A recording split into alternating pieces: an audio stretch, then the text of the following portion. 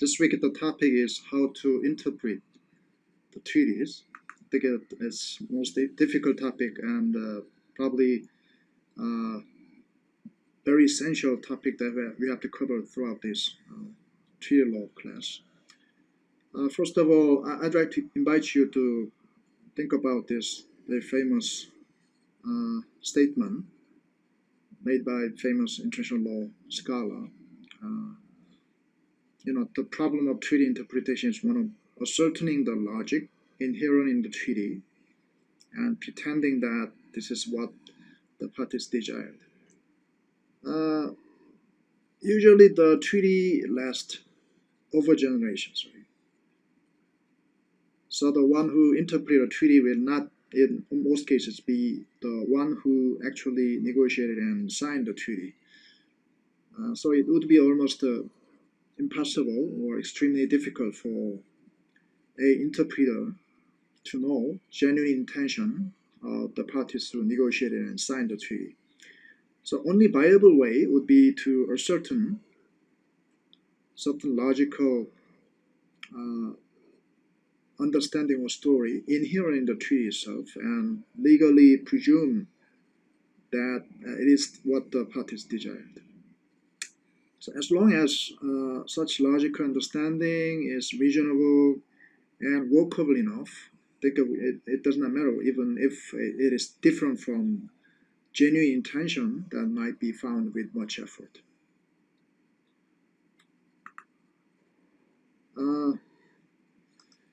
In conducting such a process of logical presumption, at least three factors need to be taken into account to reach a reasonable interpretation of treaties. First of all, the text of the treaty and its ordinary meaning gives you general information about the treaty, not only because such information is based on almost really objective criteria in the society, the common uses of language, right? But also because the text it is, after all, the authentic expression of intentions of the parties. Although text itself gives you such helpful information, it could be vague and sometimes have many meanings. So effort to find what were true intentions of parties who signed the treaty would also be a necessary element in your treaty interpretation process. Also, making a treaty to which sovereignties voluntarily decided to subject itself is always based on certain purpose that is pretty strong enough and very much apparent. So, object and purpose of a treaty gives you helpful guidance for interpretation. All of these three factors should play a role in interpreting a treaty, but the question is which factor should be given more weight. Textual approach emphasizes the primacy of the text. So as soon as parties' intention is expressed in a written language, the language itself becomes a independent life. Thus, any interpretation effort should give primary weight to figure out what objective meaning of such expressions, not the subjective intentions had by the parties. On the contrary, those people who give more weight to the intentions of the parties require you to invest more time and energy to find out what was genuine intentions of the parties, and any textual interpretation cannot go beyond such intention. So to this kind of school of thought, sovereignties may not be bound by any unintended commitment. They spend much effort to study preparatory works of a treaty and any hint or information about intentions in such works. On the other hand, there are some people who really gives more weight to the object and purpose of the treaty. You know, who think that they have to give more weight to purpose factor in order to make the treaty more effective. So how to make a treaty more effective tool to govern international relations is their primary concern. This kind of way of thought is called teleological approach in treaty interpretations. And there's quite famous Latin saying ut res legis valet quam perit here. So that the thing may rather have effect than be destroyed.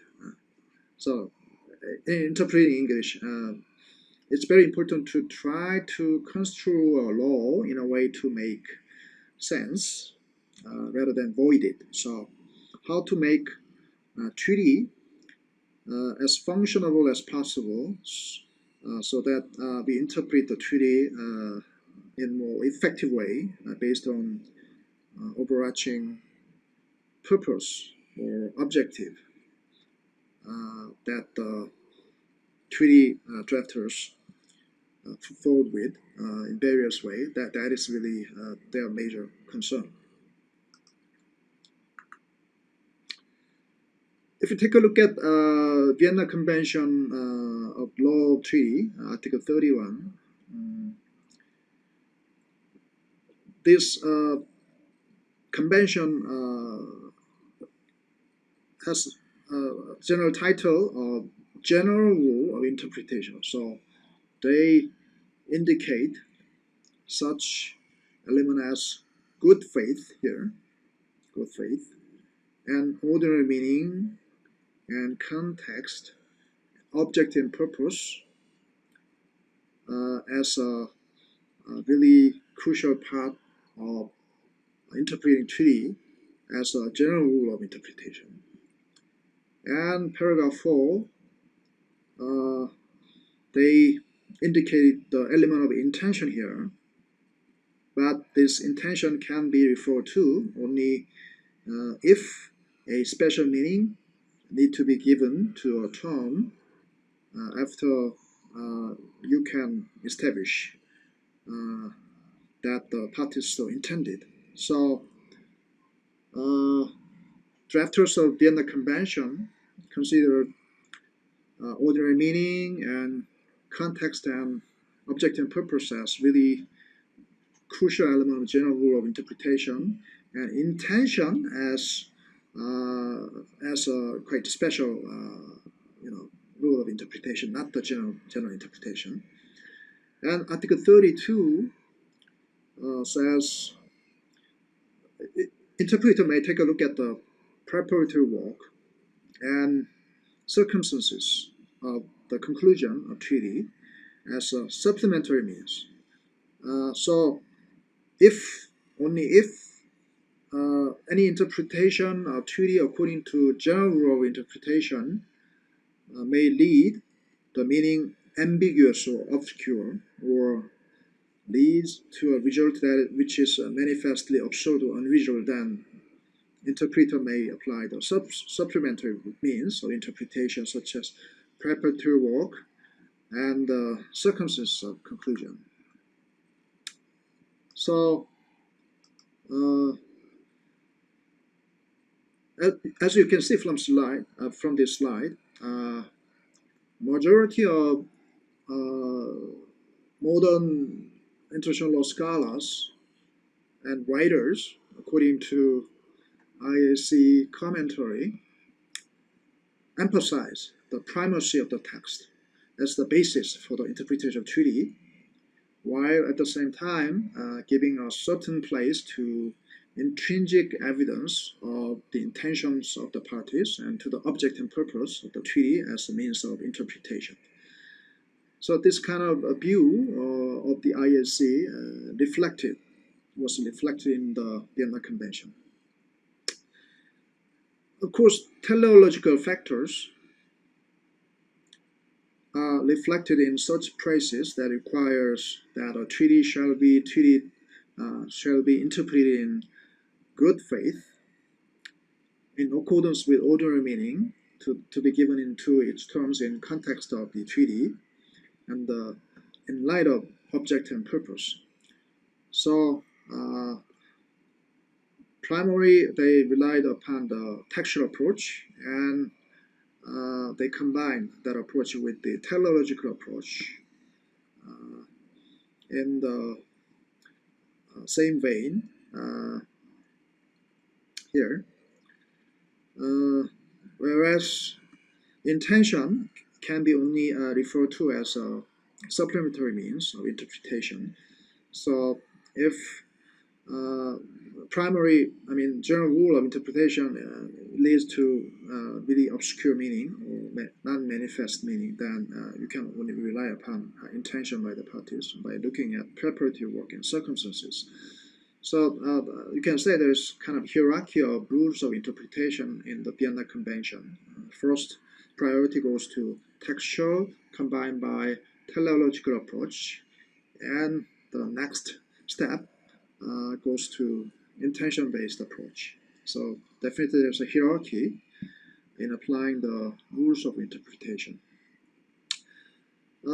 So this is quite simple, by succinct summary of Vienna Convention rule of treaty approach. In contrast, there have been quite strong kind of opposition to this Vienna Convention approach, and that opposition approach is called New Haven School approach. So they, Yale University and international law scholars like McDougall in the Yale have been arguing that treaty must be viewed as a continuing process of communication rather than static written concessions. So it really means kind of dynamic process of communication among sovereignties and collaboration between the parties. So you cannot understand the meaning of the treaty in static way. It must be more dynamic way. So examining context in a much broader sense, they try to examine the context in much broader sense, and they try to find some shared expectations of commitment, and they even take into account community values in interpreting treaties. So they are opposing to pretty much textual-based approach on the Vienna Convention, and they try to look at more background circumstances of concluding treaty and maintaining treaty subsequently, and what kind of community value can we inject in the process of interpreting treaty in a quite intertemporal way. So they hate textual interpretation approach. Of course, even though we have this Vienna Convention approach as a primary rule of interpretation currently, because the Vienna Convention acquired already the status of customary rule of law in international society. But as ILC members honestly acknowledged when they drafted the Vienna Convention rule of law of interpretation, Commission confined itself to trying to isolate and codify the comparatively few general principles which appear to constitute general rules for the interpretation of treaties. So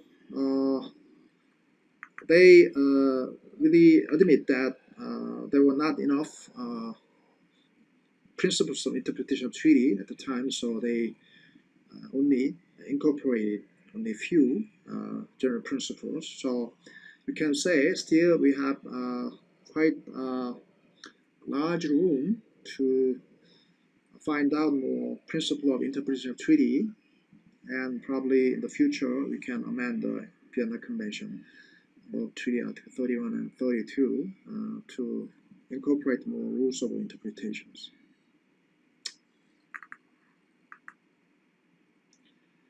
On top of that, general principle of interpretation, very interesting concept of evolutionary treaty interpretation was suggested by ICJ decision. I think many decisions, but particularly 2009 Costa Rica versus Nicaragua case gives a lot of elucidation for this approach. So basic question, what ILC is asking here is, what if the meaning of treaty term evolves? So which meaning should be adopted to interpret?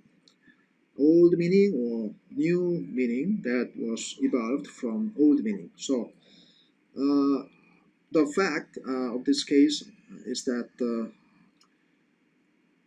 Costa Rica and Nicaragua made an agreement that Nicaragua gives the Costa Rica a perpetual right of free navigation in a river flowing between Costa Rica and Nicaragua.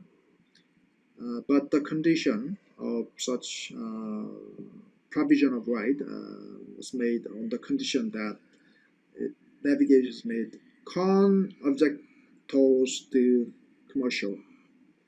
So in interpreting English, for the purpose of commerce, right? So if Costa Rica navigate that particular river for the purpose of commerce, then Nicaragua agreed to give perpetual right of free navigation. That is the agreement. Whether we have to interpret this Spanish, right, in English and to the meaning that for the purpose of commerce, or with the article of commerce, that was one issue of dispute between two countries. Because in Spanish, this word can mean both. So is it really for the purpose of commerce or with the articles of commerce? Nicaragua argued this means with the articles of commerce, because here article means goods, right? So only when Costa Rican vessels carry articles for sale and navigate that river, then Nicaragua is obliged to give free passage right. That's Nicaraguan interpretation. So trading goods is only the subject matter of the treaty, and trading services is not agreed yet. So Nicaragua has the right to prohibit any navigation ship of Costa Rica which engages in trading service like tourism service, right? On the other hand, Costa Rican side interpreted this language meaning for the purpose of commerce. So, trading goods is also commerce, and trading services is also commerce. So no matter whether we engage in trading goods or trading services, we have the right to navigate through that river. That's Costa Rican interpretation. And Nicaraguan argument, alternative argument goes, even we accept that this phrase means for the purpose of commerce, but we cannot recognize Costa Rican right to navigate when the vessel is engaging in trading services, because the word commerce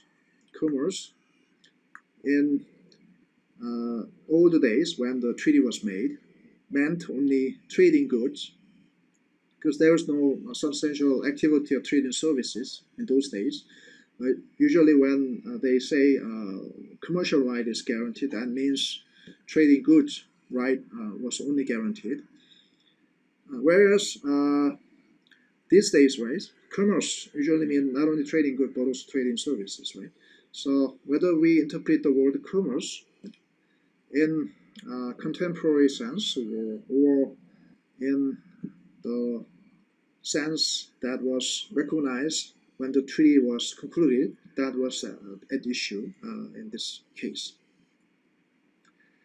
According to Nicaraguan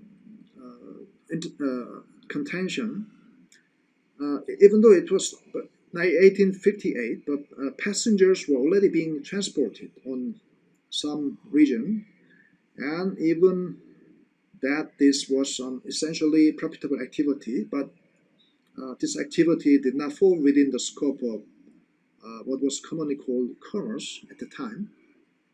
So as for the transport of tourists, there were no such activity at the time in the area in question. So we cannot recognize Costa Rican right of travel their vessel through the river when they engage in trading services.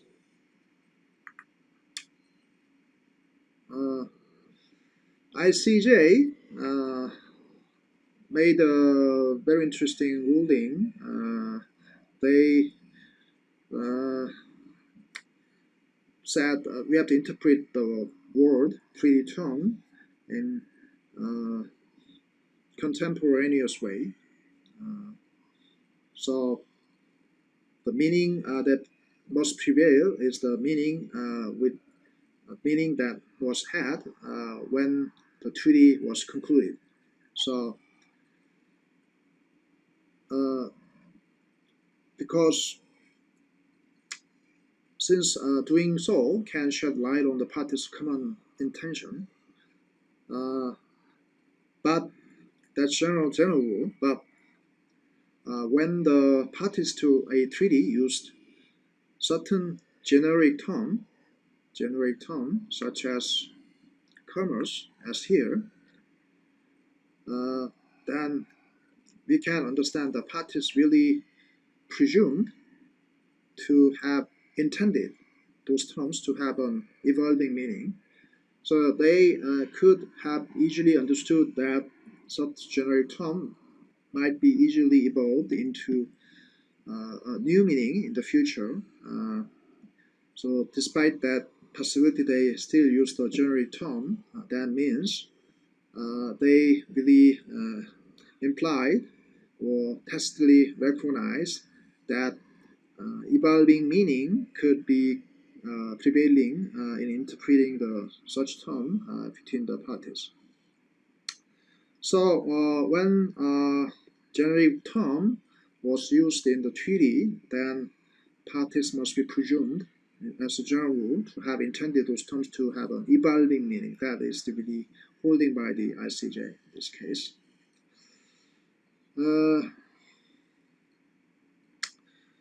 Particularly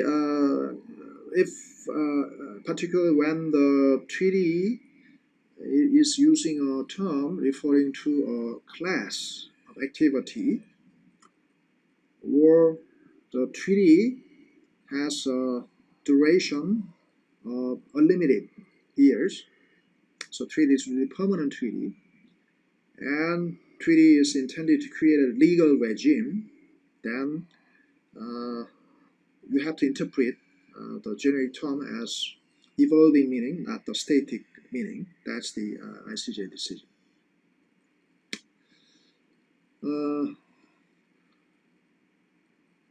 Another interesting tribunal decision was made with regard to interpretation of the word alcoholics. This case was made by European Court of Human Rights, and we told Lita versus Poland case in 1988. If you take a look at the European Human Rights Convention, Article 5, 1E, even though everyone has the right to liberty and security, right? But this convention recognizes several exceptions, and one of which is the case where the government, European government, make a lawful detention persons, and such persons include alcoholics here. Alcoholics. So at the time, the we told Lita was half-blind person.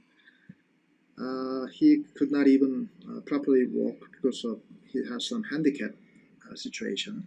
But he visited some post office in Poland, and he found out that his mailbox was opened and left open, and he was so surprised and yelled at the post office staff that, "Oh, who opened my post office box?" And he strongly, protested against, some lack of security measure by the post office. And post office staff, just called the police and let the police arrest him. And the police arrested the person and put him into temporary detention was that he looked like a drunken person. So according to Polish law at the time, any drunken person can be put into temporary detention for 48 hours period. But this person thought it's so unfair, so he brought this case to European Human Rights Court Tribunal after exhausting domestic remedy. And at the issue was how to interpret this exception clause on the European Human Rights Convention, Article 5. Because withdrawal at the time was not alcoholic, but he was merely drunken person, right? So can the word alcoholic include drunken person, or it can only include a person who really alcoholic, right? Habitually drunken person. Right? So in interpreting this word, European Human Rights Court took a look at a lot of new circumstances that was evolved since conclusion of this treaty. These days, many people are really becoming alcoholic, and they drink a lot, and that makes bad influence on the minors, and that create a lot of social problems. So we have to take on account of that new situation and try to interpret the word alcoholics. So in a sense, this case also recognized the concept of evolving meaning of treaty term according to European standard. And another interest treaty provision, which is Article 7 of International Covenant on Civil and Political Rights, right? If you take a look at that provision article, there's a general prohibition of cruel, inhumane, or degrading treatment or punishment of human being, right? So how do we interpret the word cruel? Probably in 19th century, right? Subjecting minors to death penalty was not cruel punishment, right? Because many countries actually did that, and they did not consider such punishment for minors was not really cruel punishment. And they executed a criminal by hanging even in public square, right? So such execution in public square was not really cruel punishment in those days. But now, definitely, death penalty for minors and hanging in public square will be considered as really cruel punishment. So even though we have same term of cruel, but as time goes by, the meaning could evolve to mean something else than was originally intended to mean in old days. Of course, one may say that actually that was not really evolution of the meaning of the term itself. So when you say the cruel, uh, then certain status of cruelty, right, was had in ordinary reasonable person, uh, and that mindset does not change over time at all. But scope of uh, meaning, I mean, scope of cruelty might change. So in those days, punishment minors through the death penalty was not included into cruel activity, but these days, definitely that is one of the kind of cruelty. So meaning does not change, but what actually changes is not the meaning, but scope of the meaning. Uh, uh, and some might say what actually changes the application of treaty term, not the meaning itself. Uh, but anyway, there's such interesting debate. But anyway, whether we have to reflect some evolution of meaning or simple application or scope of meaning, whatever it is, or do we have to really stick to original meaning and scope of meaning uh, when the treaty was actually concluded? That was an interesting debate, and ICJ started to uh, take account of more evolutionary approach of interpretation of treaty term. That's quite interesting trend we have to pay attention to. Anyway, with this basic understanding, now at the second segment, we will try to interpret Article 3 of GATT uh, by applying the general principle of interpretation and supplementary principle interpretation, and possibly if we can apply the evolutionary meaning principle to that provision, then why don't we apply such principle as well and try to come up right reasonable and contemporary understanding of national treatment of trading goods of WTO agreement. We'll take a break. Okay.